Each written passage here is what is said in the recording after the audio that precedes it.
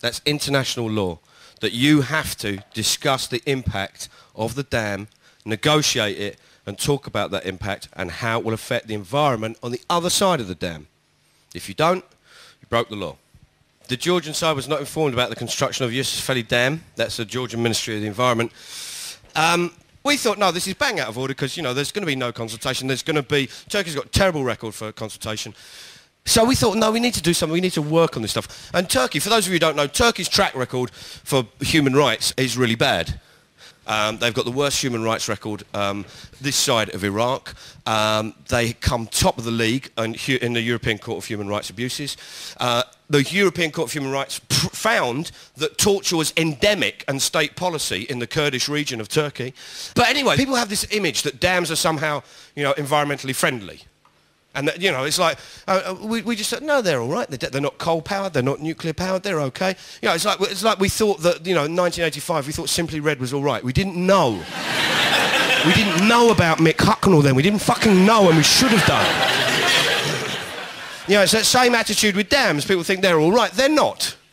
They build up silt, they destroy the estuaries, they destroy the places that they flood. You know, if you look at the dam in China, the Three Gorges Dam takes out 1.4 million people. That's how many people it displaces.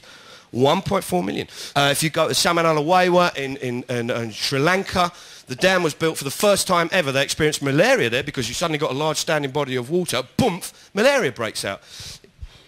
These are not happy, lucky places.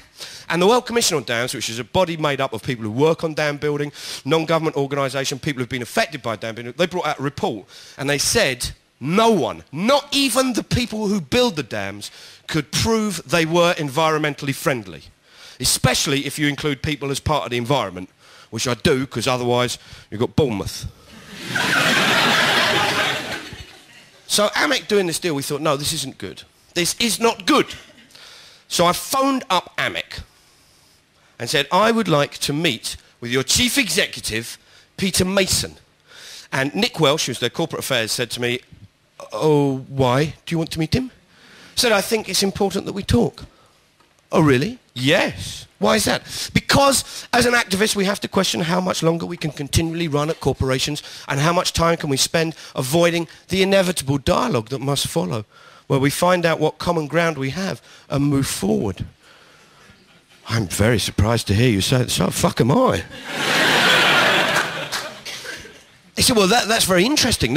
We should meet. I said, yes, that would be very good.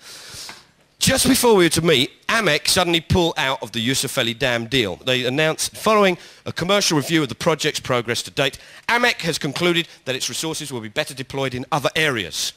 And so we're like, hey, yes, hang on, that was too easy. What are they up to? So I phoned up AMEC and said, is my meeting still on? They said, yes, come on in. So I'll go around to AMEC's headquarters. I get into the lobby, the guy comes out, I said, nice to meet you. He said, we've met before. I said, have we? He said, yes, you charged at us some years ago with your camera crew. All right, well, lovely to see you again. Come on in. So I go on, meet this guy, the chief executive of AMEC, a guy called Peter Mason. And he said to me, oh, Mark, lovely to see you, sit down, blah, blah, blah. What can we do? I said, you're out of the Yusufeli Dam. He said, yes. Yes, we're not looking for the 68 million from the Export Credit Guarantee Department, therefore not asking us to subsidise the removal of 15,000 people from their homes. So that's a thumbs up. I said, that's great.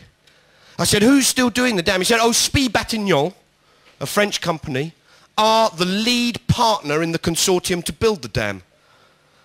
I said, are AMEC involved with Spy Batignon? He said, yes.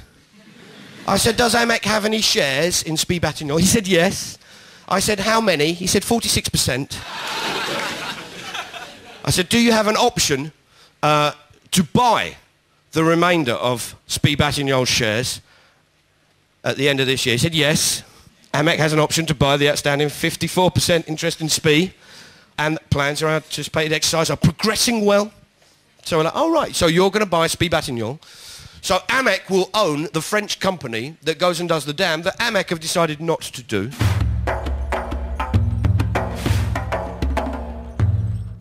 What we're going to do today is go down and see our friends at AMEC.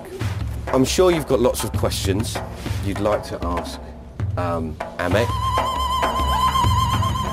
I mean, I think the best way would be if you give me the questions you want us to respond to.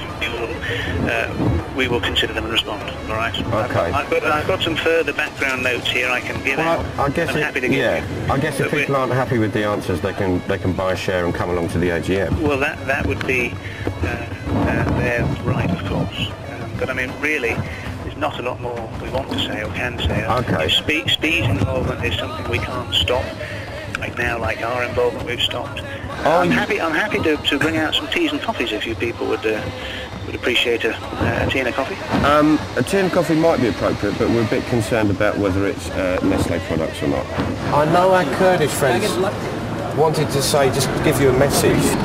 My family has been exiled and most of them have been tortured in Kurdistan. So I have experienced the difficulties and the hardship in exiled places, and here I am inside of Sika. So we really don't want this happen to someone else. I understand what you're saying. I do. We have to forcibly remove to different places in Turkey, and then we end up Turkish occupied part of Cyprus. Then we had to come here as well. Now, if you are going to build a dam there, I'm sure that we're not going to. Yeah.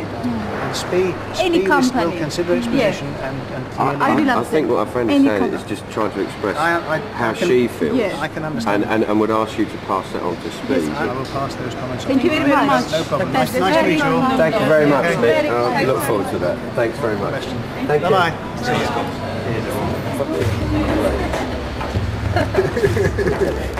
Excellent.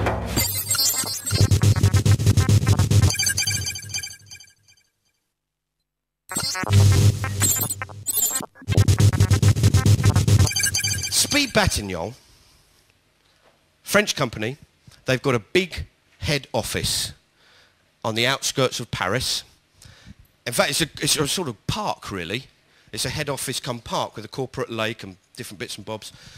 And we phoned them up and said, hello, we would like to come and build some art in your head office park in lovely Paris. And they said, oh, that is very good, you know, so we are sort of very cosmopolitan, very, you know, sort of French, very metropolitan, you know, I love a bit of art, you know, and that would be very good. So, we said, fantastic. They said, what is your thing you're going to make? We said, we're going to make an ice sculpture. They said, fantastic. An ice sculpture, this is magnificent because we really like this kind of thing. What you should do is build it right in front of our corporate lake, but obviously you have to be very careful with the materials that you are using because we do not want toxic waste going into the lake. You know, you have to make sure the water is pure for the ice.